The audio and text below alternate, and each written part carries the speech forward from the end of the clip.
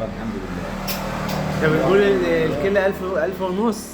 الحمد لله الحمد لله الحمد لله. ايه انا باحث كده ب 1000 ونص السنه اللي بس فاتت. السنة دي مش هيبقى الكلام ده. لو قلت للناس اللي خدت مني برسيم الكلى ب 2000 جنيه هياخدوا.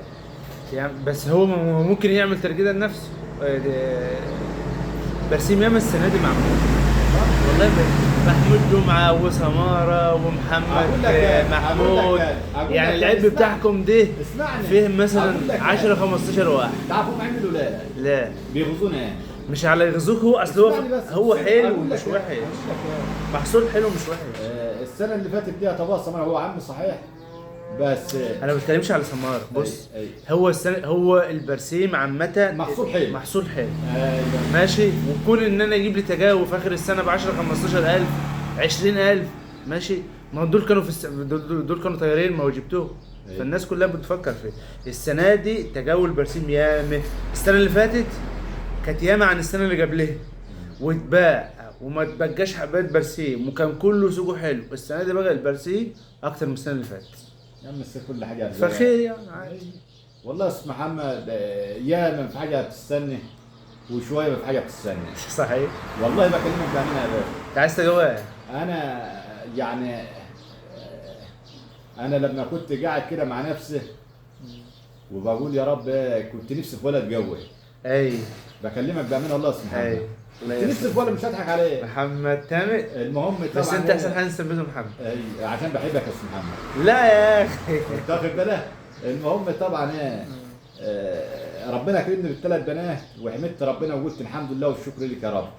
اعلمهم واجوزه وسطره واطلع حجه ليه مثلا انت واخد بالك؟ وحبب الناس فيه انت واخد بالك؟ واعمل ايه؟ واعمل خير ليهم يعني بعمل لهم بعمل حاجه ليهم ازاي بعمل لهم يعني السنه تبقى حلوه معنى صح كده. يعني لو بعد 20 سنه يقول لك فلان ده كان كويس. بعد لو 30 سنه والله فابوه ده كان كويس. انت واخد بالك يا استاذ محمد؟ المهم طبعا هو مواليد كام؟ مراتي خدت مواليد كام محمد؟ مراتي واخده الوسيله. مواليد كام محمد؟ بقاله شهر اهو. ايوه مراتي واخده الوسيله. المهم انا اتفاجئ لمراتي حامل. ايوه رحت كشفت عليها اول ما الكشف عليها رحت مين لاسامه سحلول ده اهو. قال والله يا ابني مراتك حامل في 35 يوم. ايوه المهم اتعالجت معاها وضربتها وكان موال يعني عند ربنا. المهم رحت للدكتور قلت له لازم تنزله. قال لي هات لي واحد يكون الشيخ هذا هات لي شيخ يعني يقول لك نزل. يقول لي نزله. المهم والله ما لقيت حد مين كويس خالص وحبيبي. بص حتى اكلمك بامان. قلت جيت لمحمد الشيخ محمد ابو زاهد. قلت لي الشيخ معك كان مدير معك وراجل كويس وحبيبي ويمشي معايا لما اقول له ايوه لا يا شيخ محمد والله الامر بيقول كذا كذا وتعالى هو قال لي هات لي فتوى فتوى اسمها فتوى. ايوه تفتيك للكلام ده ان انت تجوز ان انت تسقط الجنين. قال لي والله يا تامر انا طلعت على المعاش وطبعا الايام اللي جايه لي في حاجه بسيطه. ابعد عني. ابعد عني وتقول لي روح يا ابني. يا شيخ محمد قال له المصحف ما اقدر اعمل حاجه خالص انا فاضل لي انا بقوم بالليل بتشال على نفسي وانا فاضل لي ايام بسيطه. خلي بلوتك بعيد عني. خلي الذكريات دي حلوه كده. خلي بلوتك بعيد عني. المهم يا استاذ محمد قعدت اسبوع اجر واتعالج واروح للدكتور ده والدكتور ده والدكتور ده والدكتور ده وجميع الدكاتره قال لك يا مستحيل. المهم واحد كويس زي حالتك كده قال لي لا تامر. قلت له نعم. قال لي هو انت اللي بترزقه ولا مين اللي بيرزقه؟ قلت له ربنا.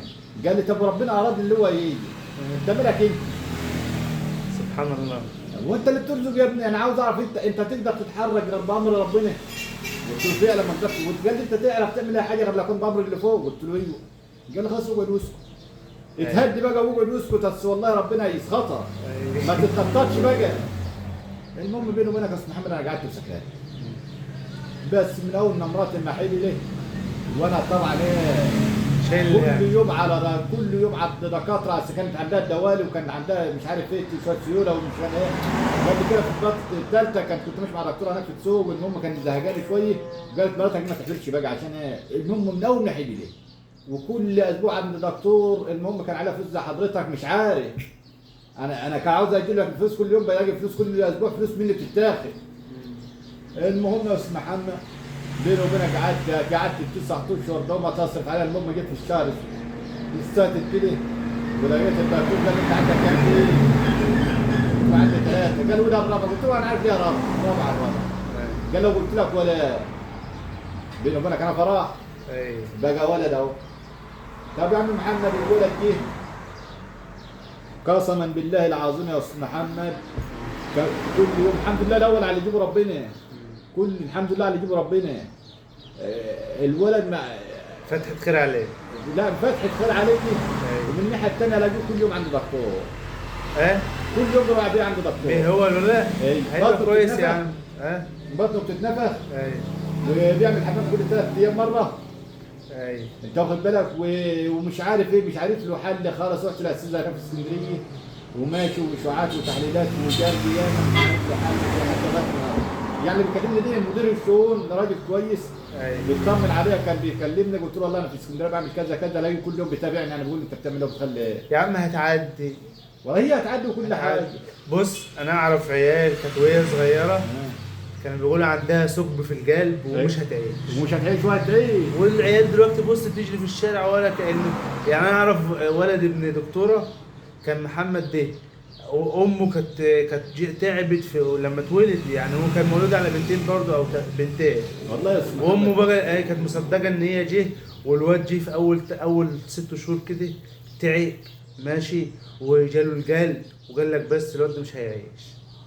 قعد شويه والثقب التحق وعاش و100% ودلوقتي والله ما انت غريب. الواحد ترمي انا قالوا لي الكلام ده. انا كنت بايع بقره ب 70,000 وقعدت عشان اوفر فلوس، وقلت عشان برضه اشيل الارض واجيب سوبر واجيب مش عارف ايه واجيب ايه وايه. طب والله العظيم واخد من 10,000 جنيه من علاج يعني الولد وكده. ايوه بقى الفلوس بتتصرف. بس انا ايه يعني انا مش زعلان على الفلوس بتروح وتيجي.